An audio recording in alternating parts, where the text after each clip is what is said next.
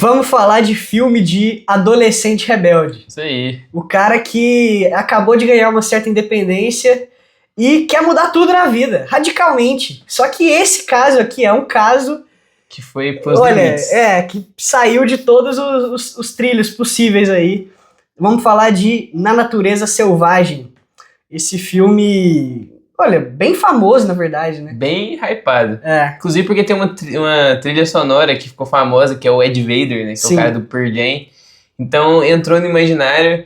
Aquela adolescente lá de 13 anos, 2 aulas de comunismo, ver esse filme é masterpiece. Melhor filme que viu na vida, é isso aí. Então é sobre esse filme que a gente vai falar, né? Então já deixa o like, se inscreve e bora pro vídeo. No início da década de 90, Christopher McCandless é um jovem recém-formado que decide viajar sem rumo pelos Estados Unidos em busca de liberdade. Durante sua jornada pela Dakota do Sul, Arizona e Califórnia, ele conhece pessoas que mudam sua vida, assim como sua presença também modifica as delas. Até que, após 2 anos na estrada, Christopher decide fazer a maior das viagens e partir rumo ao Alasca. Boa premissa. Sim. É um bom resumo, né? É um resumo da trajetória e não dele. dá aquele spoiler Sim. mais importantes. Mas, enfim, eu acho que é uma boa ideia, entendeu? Eu gosto da premissa do filme. Tipo, Sim. depois dos primeiros 15 minutos de filme, eu tô lá engajado com a Exatamente. jornada dele, que basicamente ele tem lá a vida normal, ele acabou de se formar em Direito.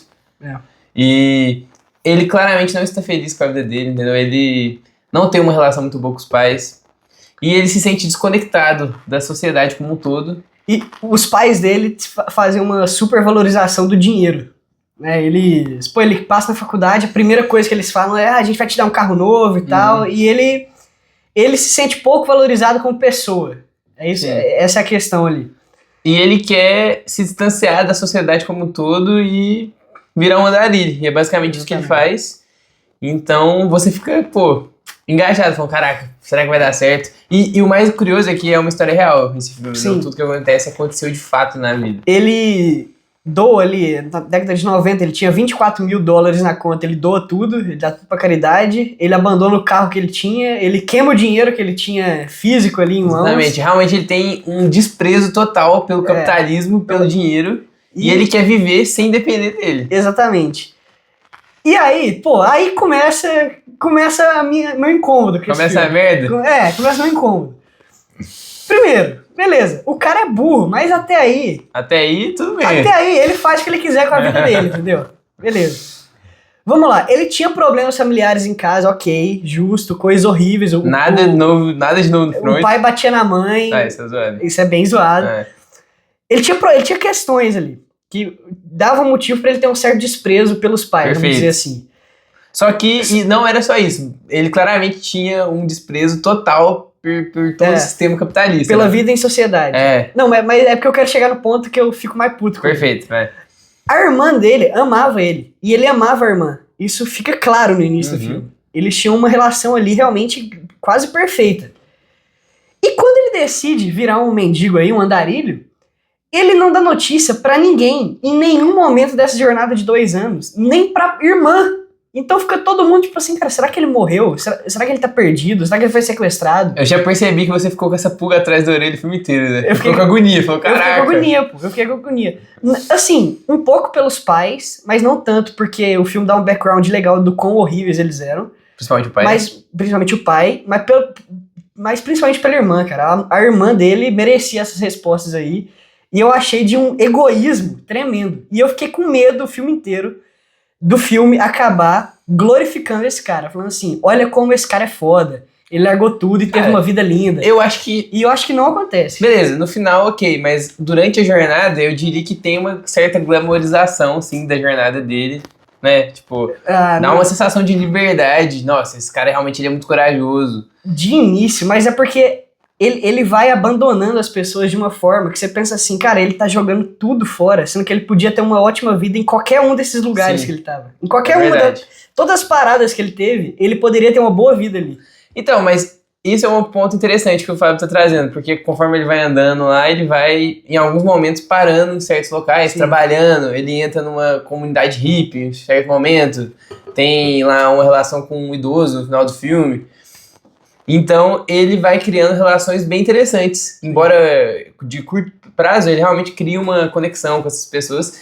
E nesses momentos você dá um pouco de razão pra ele. Você fala, caraca, valeu a pena ele sair de casa. Porque olha só tantas experiências que ele tá tendo, tantas visões de mundo. Então esses momentos são legais. E ao mesmo tempo, beleza, isso é uma impressão nossa como espectador, Sim. de que ele tá vivendo coisas maravilhosas. Mas a lição que ele tá tirando disso o tempo todo é: a vida é boa sozinho. Eu ser sozinho, não ser apegado às pessoas, me proporciona viver essas questões. É porque eu acho que ele tem muito internalizado na mente dele o plano de, igual você falou, viver sozinho e também do Alasca. Eu acho que a ideia do filme, dele querer ir pro Alasca, é porque é justamente tudo que ele almeja como vida. Tipo, eu vou viver na selva, vou ver como deveria ser vivido, longe dessa sociedade capitalista malvadona. Sim. Então ele fica com esse hiperfoco em ir pro Alasca e ele acaba não valorizando da forma que ele deveria todas essas conexões humanas que ele tem durante a jornada, mas isso é muito bom por causa do final. Porque isso conversa muito bem com o final. E assim, o final, a gente pode falar com spoilers mais pra frente. Sim, mas quando ele chega no Alasca, quando ele já tá no Alasca, tem algumas cenas ali dele se estabelecendo, ele achando tal ônibus mágico lá. E lá ele escreve alguns manifestos e tal, e ele diz que ele tá convicto, que ele despreza a sociedade, que a vida que ele vive é a vida que ele quer mesmo. Então, a grande virada é realmente nos acréscimos do segundo tempo. É muito, assim, quando é um ponto de não retorno que ele saca a merda que ele fez, entendeu? Mas isso faz o final ser tão impactante. E aí a gente pode falar do final. Pode falar, mas primeiramente eu vou falar da direção do Champagne. Ok. Que todo mundo conhece como ator, ele é mais famoso, muito mais famoso como ator, só que ele tá aqui como diretor. O que você acha da direção dele? Você acha que foi da hora? Protocolar. Eu acho protocolar. Eu acho que é uma boa direção, mas muito porque ele tinha um ótimo material pra trabalhar, que são todas as paisagens super lindas. Sim. Então acaba tendo uns take bem massa, né? Mas realmente eu acho que não tem nada disso. Ele não reinventou a roda na direção. Mas é boa, assim, no espectro aí ela é boa, uma boa direção. E vamos falar também do protagonista aí, o ator. Bom, hein? Ele é bom. É o ator Emile Hirsch. Ele sumiu, tá? Isso aí me incomoda um pouco, porque ele nunca mais fez nada. Ele fez Speed Racer 1 ano depois desse filme e desapareceu. Ele tem um papel de personagem quase figurante lá no Era Uma Vez em Hollywood, mas só. Então, e ele manda muito bem nesse filme. Tipo, realmente ele parece que é um documentário, entendeu? Parece que ele realmente saiu nessa jornada. E antes da gente falar do final, eu queria falar, tipo, eu gosto pra caramba desse filme. E eu acho que o principal motivo que eu gosto é, primeiro, o protagonista eu acho ele muito interessante, justamente porque ele tem algumas camadas. Porque ao mesmo tempo que ele é um cara muito gente fina, quando ele vai conversar com as pessoas, você acha ele um cara da hora, ele tem toda... Você fica o tempo inteiro meio que questionando, cara, será que ele tá fazendo uma parada certa?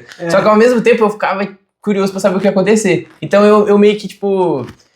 Eu achava massa a coragem que ele teve de abandonar tudo e seguir o sonho dele. Ao mesmo tempo que eu falo, caraca, ele tá sendo meio babaca com a família. Sim. Então... Eu gostei muito dessa complexidade do personagem. É legal mesmo. Eu acho que grande parte do que me fez ficar incomodado é saber que é uma história real. Entendeu? Eu acho que se fosse Pô, a gente tá aqui no fundo. Scarface. Tem cara mais babaca do que o Tony Montana? É difícil achar, hein? E você fica fixado pelo Tony Montana. Quase torcendo, né? Eu acho que esse caso, pelo Christopher McCandless ser um cara real, eu fiquei muito incomodado com a mensagem que o filme iria passar. Caso terminasse de certa forma. Em cima de uma história real, exatamente. Mas vamos falar do final então. Vamos lá. Vamos falar do final, que é a parte disparada mais icônica desse filme, né? Que basicamente o que acontece? Ele finalmente vai pro Alasca. E aí ele tá lá vivendo totalmente sozinho, ele tem que se virar lá pra... caçar, né, ter a comida. Tem todo um problema lá que ele não consegue conservar a carne direito do animal que ele mata, ele perde ela, ele fica super puto, né, que ele tá desperdiçando a carne. Sim. E aí chega um momento que o inverno começa e ele não tem muitos recursos. E um rio transborda também, e aí ele, além de ficar sem recurso, porque os animais somem, ele não consegue voltar para a civilização. O rio é uma correnteza muito forte, é um rio muito, muito largo, então é impossível ele atravessar e ele fica ilhado, basicamente. Exatamente. E aí ele tem que recorrer a plantas, né? Que é a última coisa que sobrou lá pra ele comer. E ele acaba se enganando e come uma planta que é tóxica. Ele confunde lá, ele acha que era comestível, mas não era. Tinha duas plantas quase iguais, e aí ele viu uma planta na frente dele, abriu o livro, achou que era comestível, só que na página seguinte já era outra, que era igualzinha, que era extremamente venenosa, tóxica, enfim. E aí ele começa a morrer, aos poucos, né? Tem umas cenas...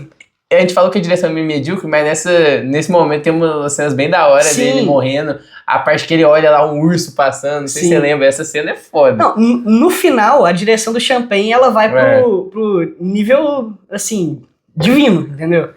Tanto que ele brinca com a montagem ali dele, imaginando um cenário onde ele voltava e se reconciliava com a própria família.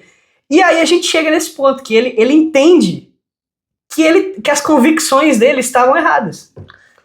Ele percebe que o que de fato faz a vida ser bela é as suas conexões humanas. Exatamente. E não o local que você tá. Então, esse tempo inteiro, embora ele tinha bons pontos em relação à nossa sociedade, que tem vários defeitos, ele esqueceu que o principal tava lá naquela casa, entendeu? Exatamente. Que é a família dele, principalmente a irmã, igual você falou, mas enfim, até os pais, mesmo com a relação super problemática, eles eram família, entendeu? Eles tinham um afeto um pelo outro. Tanto que no final, quando ele tá quase morrendo lá, é a coisa que ele imagina ele voltando pra casa, abraçando os pais. Exatamente. E ele escreve, né, uma pedrada no diário dele, que é a felicidade só é real quando compartilhada. Mostra aí, Davi. Tem tatuado aqui, ó, não vai dar pra ver direito, mas tem tatuado. Mas é uma boa frase e que sintetiza perfeitamente o que o filme quer falar. Velho, é um final muito pica, né? Final muito bom. Pô, muito bom. Poderia estar nos melhores finais que a gente fez aí, o vídeo. Realmente, eu fiquei pensando nisso. E, inclusive, uma coisa que eu acho interessante, ele pensa no final sobre a possibilidade dele perdoar os pais, tanto que quando ele imagina esse retorno dele pra casa, ele nem imagina a irmã. A cena só tem os pais dele.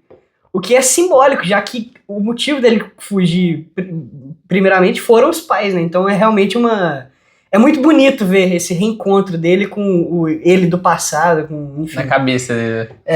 Mas, cara, é uma cena muito triste, mas... E aí, aí o Champagne brilha também, quando a câmera vai dando uma distanciada, assim, no ônibus, que ele tá morto. É triste, mas ao mesmo tempo, a realização que ele tem logo antes de morrer, ela é tão massa que, tipo, ao mesmo tempo que é triste, você fica assim, caralho, bonito. Sim. É bonito ao mesmo tempo que é triste. É o final que o filme tinha que ter mesmo, entendeu? Sim. É isso aí. É um final perfeito. Não tinha como mudar nada, tocar em nada nisso aí.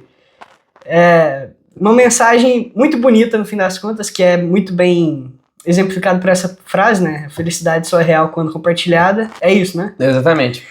E fica a indicação. Eu dou uma nota 9. Eu dou uma nota 7.